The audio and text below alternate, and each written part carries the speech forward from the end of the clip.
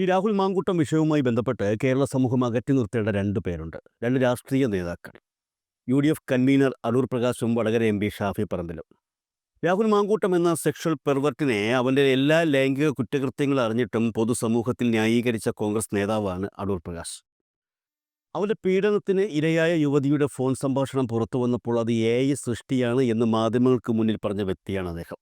രാഹുൽ മാങ്കൂട്ടത്തെക്കുറിച്ച് കേട്ടതെല്ലാം സത്യമായിരുന്നു എന്ന് വ്യക്തമാക്കുന്ന നിരവധി തെളിവുകൾ അതിനുശേഷം പുറത്തു വന്നെങ്കിലും അന്ന് പറഞ്ഞതിൽ യാതൊരുവിധ മനസ്താപം പ്രകടിപ്പിക്കാനോ തെറ്റായിപ്പോയി എന്ന് പറയാനോ അദ്ദേഹം തയ്യാറായിട്ടില്ല. നിലവിൽ പുറത്തുവരുന്ന വിവരങ്ങളനുസരിച്ച് കേരള ചരിത്രത്തിൽ ഇതിന് സമാനമായ കേസുകൾ മറ്റൊന്നും ഉണ്ടായിട്ടില്ല. ഏകദേശം 10ഓളം യുവതികൾ ലൈംഗിക ചൂഷണത്തിന് വിധേയരായിട്ടുണ്ട് എന്നുള്ള വിവരങ്ങളാണ് ഇപ്പോൾ എത്തിയിരിക്കുന്നത്. അതിനിടയിൽ ഒരു പോക്സോ കേസ് പോലും ഉണ്ടെന്നറിയുന്നു. തീർന്നില്ല. 3ഓളം റേപ്പ് വിഷയങ്ങൾ മുതിർന്ന കോൺഗ്രസ് നേതാവിൻ്റെ മകളെ പ്രണയിച്ച് പിന്നീട് സമുദായത്തിൻ്റെ പേര് പറഞ്ഞ് പിൻവാങ്ങിയ സംഭവം, വനിതാ IAS ഓഫീസർക്ക് അശ്ലീല സന്ദേശം അയച്ച സംഭവം, KC വേണുഗോപാലിൻ്റെ ഭാര്യയുടെ സുഹൃത്തായ വനിതയ്ക്ക് അശ്ലീല സന്ദേശം അയച്ച സംഭവം, മൺമറഞ്ഞുപോയ കോൺഗ്രസ് നേതാവിൻ്റെ മകളോട് അപമര്യാദയായി പെരുമാറാൻ ശ്രമിച്ച സംഭവം, ആ സംഭവത്തിൽ ആ യുവതി പുള്ളിയുടെ കരണക്കുറ്റി അടിച്ചു പൊളിച്ചു എന്ന് പറയുന്നുണ്ട്. ഇതൊന്നും കൂടാതെ ഒരു വനിതാ ജനപ്രതിനിധി, 67 വയസ്സുള്ള വനിതാ നേതാവ്, KSU പ്രവർത്തകനായ ഒരു ആൺകുട്ടി, അശ്ലീല സന്ദേശങ്ങൾ ലഭിച്ച നിരവധി വനിതാ മാധ്യമപ്രവർത്തകർ, 2 വനിതാ മാധ്യമപ്രവർത്തകരുടെ ഗർഭം അലസിപ്പിക്കൽ വിഷയം, ഇങ്ങനെ കേരള രാഷ്ട്രീയത്തിൽ സജീവമായി നിൽക്കുന്ന ഒരു വ്യക്തി ഇതുവരെ ചെന്ന് ചാടിയിട്ടില്ലാത്ത തരത്തിലുള്ള എല്ലാ സ്വഭാവ ദൂഷ്യങ്ങളും ഒന്നൊന്നായി പുറത്തു വന്നപ്പോഴാണ് ഗത്യന്തരമില്ലാതെ ഇദ്ദേഹത്തെ കോൺഗ്രസിൽ നിന്നും സസ്പെൻഡ് ചെയ്തത്. എന്നാൽ അതിനുശേഷം കേരള രാഷ്ട്രീയത്തിൽ കണ്ടത് എന്താണ്? സ്വന്തം പാർട്ടി നേതാക്കളെ തന്നെയാണ് ഈ ഷാഫി മാങ്കൂട്ടം സൈബർ പട വേട്ടയാടിയത്. കൂട്ടത്തിൽ നെറികെട്ട സൈബർ ലീഗുകാരും ഉണ്ടായിരുന്നു. നടിയുടെ ചാറ്റ് മാത്രമല്ലേ കണ്ടിട്ടുള്ളൂ, മകളുടെ ചാറ്റ് കണ്ടില്ലല്ലോ, ആവശ്യമെങ്കിൽ അതെടുത്ത് പുറത്തിടും എന്ന മുതിർന്ന കോൺഗ്രസ് നേതാവിനെ വിരട്ടിക്കൊണ്ടുള്ള പോസ്റ്റ് വന്നത് സൈബർ ലീഗുകാർ കൈകാര്യം ചെയ്യുന്ന പേജിൽ നിന്നാണ്. ഇത്രയും വലിയ ക്രിമിനലായ ഈ വ്യക്തിയുടെ സംരക്ഷകൻ ഷാഫി പറമ്പിലാണ് എന്ന് പറയുമ്പോൾ തങ്ങൾക്ക് തെറ്റുപറ്റിയെന്ന് ഏതെങ്കിലും കോൺഗ്രസ് പ്രവർത്തകൻ കരുതിയാൽ അതിലൊരിക്കലും തെറ്റു പറയാൻ കഴിയില്ല. രാഹുൽ മാങ്കൂട്ടത്തിൻ്റെ എല്ലാ ലൈംഗിക കുറ്റകൃത്യങ്ങൾ അറിഞ്ഞിട്ടും അവനെ യൂത്ത് കോൺഗ്രസ് സംസ്ഥാന അധ്യക്ഷനാക്കിയതും പാലക്കാട് ഉപതെരഞ്ഞെടുപ്പിൽ സ്ഥാനാർത്ഥിയാക്കിയതും ഷാഫി പറമ്പിലാണ്. അത്രത്തോളം ബന്ധം ഇവർ തമ്മിൽ ഉള്ളതുകൊണ്ടാണ് സാധാരണ കോൺഗ്രസ് പ്രവർത്തകർക്ക് ഷാഫി പറമ്പിലിൻ്റെ കാര്യത്തിലും ഇപ്പോൾ സംശയങ്ങൾ ഉയർന്നിരിക്കുന്നത്.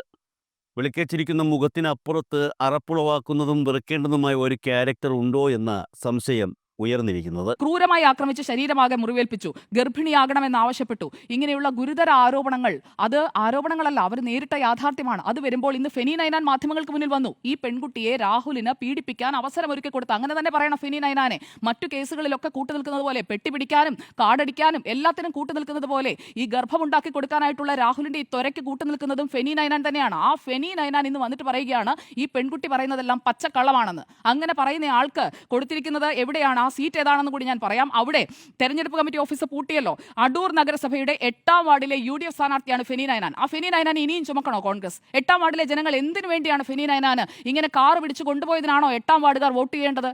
ആ ചോദ്യം കോൺഗ്രസിനോട് അവിടുത്തുകാർ ചോദിക്കുമെന്നേ. അപ്പോൾ അടൂർ നഗരസഭയിൽ 8ാം വാർഡിൽ ഫെനി നൈനാനെ നിർത്തിയത് ഈ കാർ ഓടിച്ച് കൊണ്ടുപോയി, അതായത് അതിന് പറയേണ്ട വാക്ക് വേറെയാണ്, കുട്ടികളൊക്കെ ഇരുന്ന് കാണുന്നത് കൊണ്ട് ഞാൻ ആ വാക്ക് ഉപയോഗിക്കുന്നില്ല. അങ്ങനെയുള്ള പ്രവൃത്തി ചെയ്ത ഫെനി നൈനാൻ, അതാണോ അയാൾക്ക് ആ സ്ഥാനാർത്ഥിത്വം കിട്ടുന്നതിനായിട്ട് കോൺഗ്രസ് കണ്ടിട്ടുള്ള ഏറ്റവും വലിയ യോഗ്യത?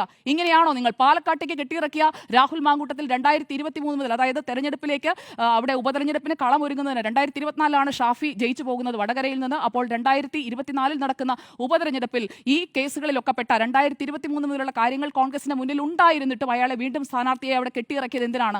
ഒരു കാര്യം ഉറപ്പാണ്, അതിജീവിതയ്ക്കും അവരെ പിന്തുണച്ചവർക്കുമെതിരെ സൈബർ ഇടത്തിൽ നടന്ന എല്ലാ കോൺഗ്രസ് ലീഗ് സൈബർ ആക്രമണങ്ങൾക്കും പിന്നിൽ ഷാഫി പറമ്പിലിൻ്റെ ആരാധകരായ ക്രിമിനൽ കൂട്ടം തന്നെയായിരുന്നു എന്നുള്ളത് വ്യക്തമാണ്. ഷാഫിയെ വിമർശിച്ചാൽ വടകരയിലെ 1.25 ലക്ഷത്തിൻ്റെ ഭൂരിപക്ഷ കഥയുമായി കോൺഗ്രസ്സുകാരും ലീഗുകാരും സുഡാപ്പികളും എത്തും. അവരോട് പറയാനുള്ളത്, 7.5 ലക്ഷം വോട്ടിൻ്റെ ഭൂരിപക്ഷമാണ് ഇന്ത്യയിലെ ഏറ്റവും അപകടകാരിയായ രാഷ്ട്രീയക്കാരനെന്ന് കോൺഗ്രസ്സുകാരും രാഹുൽ ഗാന്ധിയും പറയുന്ന അമിത്ഷായുടെ ഭൂരിപക്ഷം എന്ന് കരുതി അമിത്ഷായെ കോൺഗ്രസ്സുകാർ വിമർശിക്കാതിരിക്കുന്നുണ്ടോ? കേരളത്തിൽ ഇപ്പോഴത്തെ സാഹചര്യം രാഷ്ട്രീയ വേട്ടയ്ക്കായി CPM സൃഷ്ടിച്ചെടുത്തതല്ല, രാഹുൽ മാങ്കൂട്ടം ചെയ്തു കൂട്ടിയതാണ്. അതിൻ്റെ ഫലം ചെയ്തവർ തന്നെ അനുഭവിച്ചേ മതിയാകും. ഈ വിഷയത്തിൽ ഈ പരാതി വന്ന നിമിഷം മുതൽ എന്തൊക്കെ ബാധ്യത ഇപ്പോൾ കോൺഗ്രസിൻ്റെ തലയിലുള്ളത്? ഒന്ന്, ഇയാൾ ആദ്യം പരാതി കൊടുക്കുന്നത് കോൺഗ്രസ്, ഈ പെൺകുട്ടി പരാതി കൊടുക്കുന്നത് പ്രതിപക്ഷ നേതാവിനടക്കമാണ് എന്നാണ് ഞാൻ മനസ്സിലാക്കുന്നത്, റിനി ആൻഡ് ജോർജ്. നമ്മുടെ ബൈറ്റിൽ തന്നെ പറയുന്നുണ്ട് ഇത് കോൺഗ്രസിലെ മുതിർന്ന നേതാക്കൾക്ക് കൊടുത്തു. പ്രതിപക്ഷ നേതാവ് ഇത് സമ്മതിക്കുന്നുണ്ട്. അന്ന് പ്രതിപക്ഷ നേതാവ് പറഞ്ഞത് എന്താ? ഒരു പിതാവിനെ പോലെ ഞാൻ ആ പ്രശ്നം പരിഹരിച്ചു എന്നുള്ളതാണ്. അത് തെറ്റായിരുന്നു ശ്രീ വി ഡി സതീശൻ. അന്ന് അങ്ങൊരു പിതാവിനെ പോലെ പരിഹരിച്ച പ്രശ്നത്തിൻ്റെ ബെനിഫിറ്റ് കിട്ടിയത് ഈ പറയുന്ന രാഹുൽ മാങ്കൂട്ടത്തിലാണ്. അങ്ങ് സംരക്ഷിച്ച് നിർത്തിയിരുന്നു ആ നിമിഷത്തിൽ രാഹുൽ മാങ്കൂട്ടത്തിൽ. അങ്ങ് സംരക്ഷിക്കാതിരുന്നുവെങ്കിൽ ഈ വിഷയം ഇത്രമേൽ വളർന്ന് കുഴപ്പമാവില്ലായിരുന്നു. മാത്രമല്ല മാസങ്ങൾക്ക് മുമ്പ് നടന്നതാണ്. ഒരുപക്ഷെ ഈ സംഭവം പോലും ഒഴിവാക്കാൻ നമുക്ക് കഴിയുമായിരുന്നു. ഇയാളെ വളരെ വ്യക്തമായിട്ട് അറിയാവുന്ന ആളായിരുന്നു. പക്ഷേ അപ്പോഴും റിനി കൊടുത്ത പരാതിയിലോ മറ്റു നേതാക്കൾ കൊടുത്ത പരാതിയിലോ KSUവിലെയും യൂത്ത് കോൺഗ്രസിലെയും യുവ നേതാക്കൾ കൊടുത്ത പരാതിയിലോ ഒരു നടപടിയും എടുത്തില്ല എന്നുള്ളതാണ്. അവിടെയാണ് വി ഡി സതീശന് ഒരു അബദ്ധം പറ്റിയത്. മാത്രമല്ല വി ഡി സതീശൻ ആ സമയത്ത് ഷാഫി പറമ്പിൽ രാഹുൽ മാങ്കൂട്ടത്തിൽ ബെൽറ്റിന്റെ രാഷ്ട്രീയമായിട്ടുള്ള ഒരു പിന്തുണയും കിട്ടിയിരുന്നു എന്നാണ് ഞാൻ മനസ്സിലാക്കുന്നത്. അതിനുശേഷമാണ് പിന്നീട് ഇവർ തമ്മിൽ അകലുന്നതും പിന്നീടാണ് വി ഡി സതീശൻ അതിനെക്കുറിച്ചുള്ള കൃത്യമായ ബോധ്യമുണ്ടാവുന്നതും. ബോധ്യമുണ്ടാകുമ്പോൾ വി ഡി സതീശൻ എടുത്ത നിലപാട് ഞാൻ അഭിനന്ദിക്കുന്നു. ഏറ്റവും ഒടുവിൽ വി ഡി സതീശൻ കൊച്ചിയിൽ പറയുന്നുണ്ടല്ലോ, അറബിക്കടൽ വന്നാലും എൻ്റെ ബോധ്യത്തിൽ നിന്ന് ഞാൻ മാറില്ല. ഇത് അന്നേ എടുക്കേണ്ടിയിരുന്നു എന്നുള്ളതാണ്. പക്ഷെ അന്ന് എടുക്കാതെ പോയതാണ് കോൺഗ്രസിൽ സംഭവിച്ച ഒന്നാമത്തെ പാളിച്ച. രണ്ടാമത്തെ പാളിച്ച എന്ന് പറയുന്നത് ഇന്നിപ്പോൾ KPCC അധ്യക്ഷന് കള്ളം പറയേണ്ടി വന്നില്ലേ മാധ്യമങ്ങളുടെ മുന്നിൽ? നേരത്തെ ഈ KPCCക്ക് ഒരു കത്തും കിട്ടിയിട്ടില്ല, ഒരു പരാതിയും കിട്ടിയിട്ടില്ല. 28-ാം തീയതി മുഖ്യമന്ത്രിയെ കണ്ട് പരാതി പറയുന്ന ആ നിമിഷം അതിജീവിത കൊടുത്തിരിക്കുന്ന മെയിലിൻ്റെ വിശദാംശങ്ങളാണ് റിപ്പോർട്ടർ പുറത്തുവിട്ടത്. 28-ാം തീയതി 3:15 KPCC അധ്യക്ഷൻ്റെയും പ്രതിപക്ഷ നേതാവിൻ്റെയും രാഹുൽ ഗാന്ധിയുടെയും പ്രിയങ്ക ഗാന്ധിയുടെയും ഒക്കെ മെയിലിലേക്ക് ഈ അതിജീവിത ഒരു പരാതിയായിട്ട് കാര്യങ്ങൾ സവിസ്തരം അറിയിച്ചിട്ടുണ്ട്. മുഖ്യമന്ത്രിക്ക് കൊടുക്കുന്ന അതേ നിമിഷം പ്രതിപക്ഷ നേതാവിനും അത് കിട്ടിയിട്ടുണ്ട്. പോലീസ് കേസെടുത്തിരിക്കുന്നത് മുഖ്യമന്ത്രിക്ക് കൊടുത്ത പരാതിയുടെ അടിസ്ഥാനത്തിലാണ്. ആ നിമിഷം അത് തുറന്നു പറയാനും ആ പരാതി എന്താണ് എന്നുള്ളത് അന്ന് കോൺഗ്രസ് തുറന്ന് സമ്മതിക്കുകയും ആ നിമിഷം ഇയാളുടെ രാജി ആവശ്യപ്പെടണമായിരുന്നു KPCC. ഇയാളെ പാർട്ടിയുടെ പ്രാഥമിക അംഗത്വത്തിൽ നിന്ന് പുറത്താക്കണമായിരുന്നു. നിങ്ങൾ എല്ലാ ആരോപണങ്ങളും മാറ്റി അഗ്നിശുദ്ധി വരുത്തി തിരിച്ചു വരൂ കോൺഗ്രസിലേക്കെന്ന് പറയാനുള്ള ആർജവം എന്തേ KPCC അധ്യക്ഷൻ കാണിച്ചില്ല? പകരം KPCC അധ്യക്ഷൻ ഉരുണ്ട് കളിച്ചു. അതാണ് ഇന്നിപ്പോൾ പൊളിഞ്ഞത്. പരാതി കിട്ടിയിട്ടില്ല എന്ന് പറഞ്ഞത് ഇന്നിപ്പോൾ രേഖാമൂലം 28-ാം തീയതി നവംബർ 28-ാം തീയതി 3:15 പ്രതിപക്ഷ നേതാവിൻ്റെയും KPCC അധ്യക്ഷൻ്റെയും കോൺഗ്രസ് നേതൃത്വത്തിൻ്റെയും ഇമെയിലുകളിലേക്ക് ആ കത്ത് പോയിരുന്നു. അപ്പോൾ വീണ്ടും വീഴ്ച സംഭവിച്ചു. രാഹുൽ മാങ്കൂട്ടത്തിൽ കാരണം KPCCയുടെ അധ്യക്ഷന് നാണക്കേടുണ്ടാവുന്ന സാഹചര്യം ഉണ്ടായി. അത് ബാധ്യതയല്ലേ? മൂന്നാമത്തത് വി ഡി സതീശന്റെ സന്തത സഹചാരിയായ ഒരു നേതാവിൻ്റെ മകളുമായി ബന്ധപ്പെട്ട ആ കുടുംബത്തിൽ തന്നെ ഇയാൾ പ്രശ്നമുണ്ടാക്കിയിട്ടില്ലേ? അങ്ങനെ ഒരു പരാതി കോൺഗ്രസ് നേതൃത്വത്തിന് കിട്ടിയിട്ടുണ്ട്. ആ പരാതിയിൽ ആ നേതാവിനോട് നേരിട്ട് സംസാരിച്ചിട്ടുണ്ട്. പക്ഷേ നേതാവിൻ്റെ പേരോ കുടുംബത്തെയോ നമുക്ക് വാർത്തയുടെ മുന്നിൽ കൊണ്ടുവരാൻ കഴിയില്ല. വളരെ നിസ്സഹായനായി പോയൊരു നേതാവാണ് അദ്ദേഹം. ആ നേതാവിൻ്റെ പരാതി കോൺഗ്രസ് നേതൃത്വത്തിന് അറിയാമായിരുന്നു. എന്ത് നടപടിയെടുത്തു? നടപടി എടുത്തില്ലെന്ന് മാത്രമല്ല, ആ പരാതി നിലവിലിരിക്കുമ്പോഴാണ് പാലക്കാട്ടേക്ക് പത്തനംതിട്ടയിൽ നിന്ന് ഈ അവതാരത്തെ കൊണ്ടുവരുന്നത് എന്നത് ആലോചിക്കണം. അപ്പോൾ നോക്കൂ, അവിടെയും കോൺഗ്രസിന് വീഴ്ച സംഭവിച്ചു. വീഴ്ച 3. നാലാമത്തത്, ഈ ശബ്ദരേഖ പുറത്തു വരുമ്പോൾ ബാക്കി നേതാക്കളാരും തുറന്ന് പിന്തുണയ്ക്കാൻ മടിച്ചു നിൽക്കുന്ന സമയത്താണ് UDFന്റെ കൺവീനർ എന്ന് പറയാണ് ആ ശബ്ദം അത് AI ആകാമല്ലോ, ആർട്ടിഫിഷ്യൽ ഇൻ്റലിജൻസും ആകാമല്ലോ. മിസ്റ്റർ അടൂർ പ്രകാശ് ഇപ്പോൾ SIT കണ്ടെത്തിയിരിക്കുന്നത് എന്താണ്? ശബ്ദ പരിശോധനയിൽ അത് രാഹുൽ മാങ്കൂട്ടത്തിൻ്റെ ശബ്ദം തന്നെയാണ് എന്നുള്ളതാണ്. അപ്പോൾ അവിടെയും UDF കൺവീനറുടെ അമിതമായിട്ടുള്ള ഒരു പിന്തുണ കോൺഗ്രസിന് സംഭവിച്ച വലിയ വീഴ്ചയാണ്. പ്രാദേശിക നേതൃത്വം തീരുമാനിക്കട്ടെ രാഹുൽ പ്രചരണത്തിനിറങ്ങണോ വേണ്ടയോ എന്ന് പറഞ്ഞതാരാ? KC വേണുഗോപാൽ. ഇതേപോലെ ഗുരുതരമായ ആക്ഷേപം പരാതിയായിട്ട് മുമ്പിൽ നിൽക്കുമ്പോഴാണ് ശ്രീ KC വേണുഗോപാൽ അങ്ങയുടെ ശ്രദ്ധയിൽ ഇത് പെട്ടിട്ടില്ലേ? 28-ാം തീയതി പരാതി കിട്ടിക്കഴിഞ്ഞിട്ടും അങ്ങ് മാധ്യമങ്ങൾക്ക് കൊടുത്ത ബൈറ്റിൽ പറയുന്നത് പ്രാദേശിക നേതൃത്വം തീരുമാനിക്കട്ടെ എന്നാണ്. ഇത്രയും ഗുരുതരമായ വിഷയങ്ങൾ ശ്രദ്ധയിൽപ്പെടുത്തിയിട്ടും അയാൾ തെരഞ്ഞെടുപ്പിൻ്റെ പ്രചരണത്തിലിറങ്ങുകയും സ്ഥാനാർത്ഥി നിർണയം അടക്കം നടത്തുന്ന ഇടങ്ങളിൽ പ്രത്യക്ഷപ്പെട്ടിട്ടും വിലക്കിയില്ല അങ്ങ് പറയുന്ന ഈ പ്രാദേശിക നേതൃത്വം. അവിടെയും തീർന്നില്ല.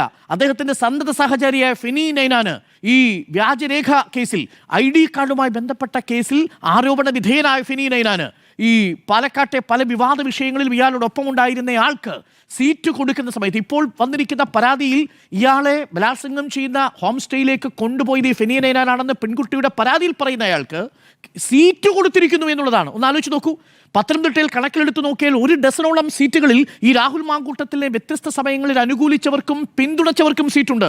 മറ്റു പാർട്ടികളിൽ നിന്ന് കോൺഗ്രസിലേക്ക് വന്ന നിമിഷം സീറ്റ് കൊടുത്ത വനിതാ സ്ഥാനാർത്ഥികളുണ്ട് ഈ രാഹുൽ മാങ്കൂട്ടത്തിലെ പിന്തുണച്ചവർക്ക്.